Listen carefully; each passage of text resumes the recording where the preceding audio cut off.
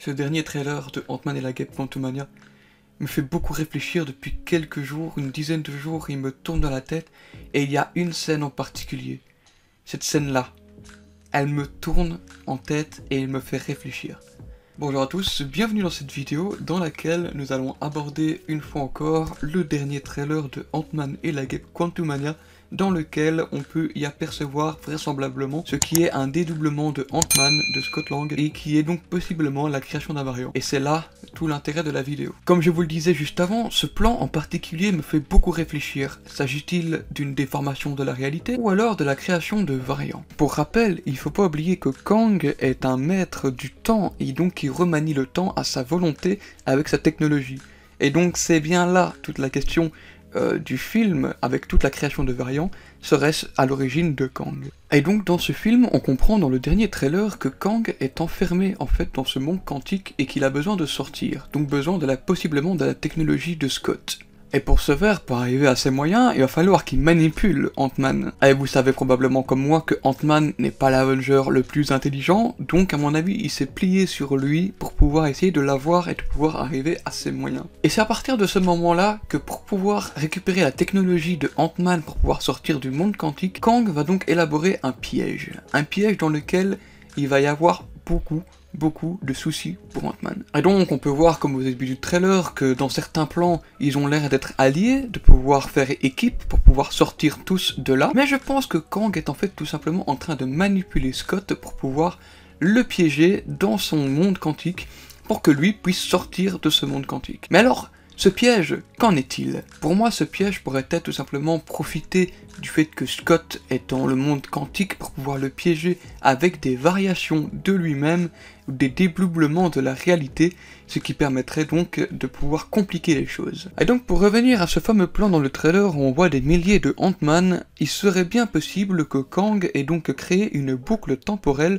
enfermant plusieurs Ant-Man d'une temporalité différente, de plusieurs points dans le temps, et qui convergent vers un seul et même point. Et donc la question que je me pose, c'est est-ce que Ant-Man est-il entré dans ce piège de Kang et essaye-t-il de s'allier avec ses autres variants pour pouvoir s'en sortir, ou alors est-ce que Kang a réussi à les mettre tous dans un même point et que Ant-Man va devoir se battre contre lui-même pour pouvoir être le seul Scott qui survive, si on part de l'hypothèse qu'un seul Scott pourrait survivre. Et donc Kang, qui a donc conquis des milliers d'univers, ce serait peut-être amusant pour lui de mettre Scott à l'épreuve contre lui-même en les mettant contre tous ces variants. Maintenant, j'ai une théorie qui peut être assez méta et qui pourrait créer un beau plot twist à la fin du film. En effet, selon moi, je pense que le Scott qui va remonter à la surface ne sera pas le Scott que l'on connaît, le Scott original.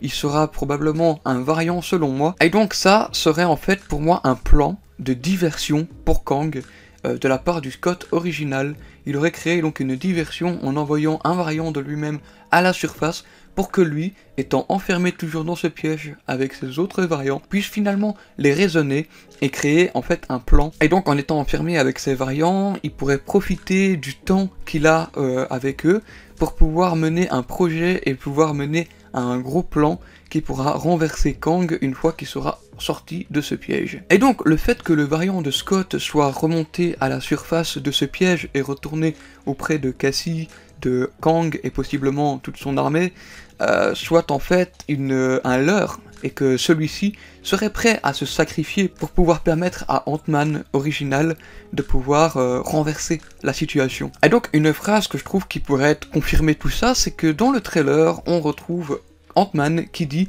« Je n'ai pas besoin de gagner du moment que l'on perd tous les deux ». Selon moi, ça c'est une phrase qui est prononcée par le variant de Ant-Man. Pour beaucoup, cette phrase, ça a fait beaucoup réfléchir à beaucoup de personnes se disant « Oh non, Ant-Man va mourir, Ant-Man va se sacrifier ». Certes, mais qu'en est-il s'il s'agit de son variant, et que ce n'est pas le Ant-Man que l'on connaît, et qu'en fait c'est un variant qui se sacrifie pour que Ant-Man que l'on connaît puisse remonter à la surface avec tous ses variants et pouvoir mener à bien une guerre contre Kang. En se sacrifiant de la sorte, le Ant-Man variant permettrait donc à Kang de baisser ses gardes, puisqu'il aura vaincu celui qui voulait vaincre, pendant que sa garde est baissée, que la famille de Ant-Man puisse se rebeller contre Kang. Étant donné que le variant de Scott que tout le monde pense être le Scott original aura été tué, je pense que toute la famille va vouloir se rebeller forcément, et que pendant ce temps, Scott, avec son armée de lui-même, va pouvoir remonter à la surface et donc pouvoir prendre le contrôle de Chronopolis. Et c'est donc là que vient le dernier plan du trailer, où l'on voit Kang qui a l'air tout à fait désemparé, tout à fait mis en colère et qui explose de rage avec tous ses pouvoirs. Et donc, si on fait bien attention à ce plan, juste derrière, on peut voir toutes sortes de personnes qui courent. Mais rappelez-vous, dans le trailer, on nous a montré que l'armée de Kang, en fait, était bleue, comme lui. Et si on fait bien attention, toutes les personnes qui sont à l'arrière du plan de ce trailer sont en fait rouges. Et qui dit rouge dit Ant-Man.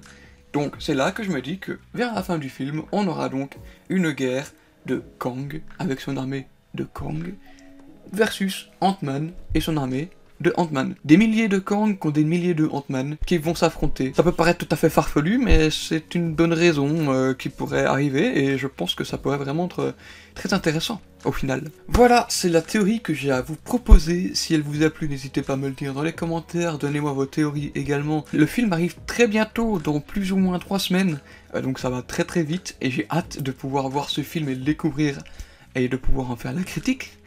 Et voilà, donc ce film s'annonce être vraiment, encore une fois, vraiment un gros point qui va changer l'avenir du MCU. Donc j'ai hâte de voir ça. Et voilà, donc c'est ce que je me dis. Est-ce que Scott va pouvoir sacrifier une version de lui-même pour pouvoir revenir en force plus tard dans le film? C'est la version que je vois arriver dans le film. Dites-moi dans les commentaires ce que vous voulez voir dans ce film. Je répondrai bien évidemment avec plaisir. En attendant, je vous dis à la prochaine pour de nouvelles vidéos. À très bientôt.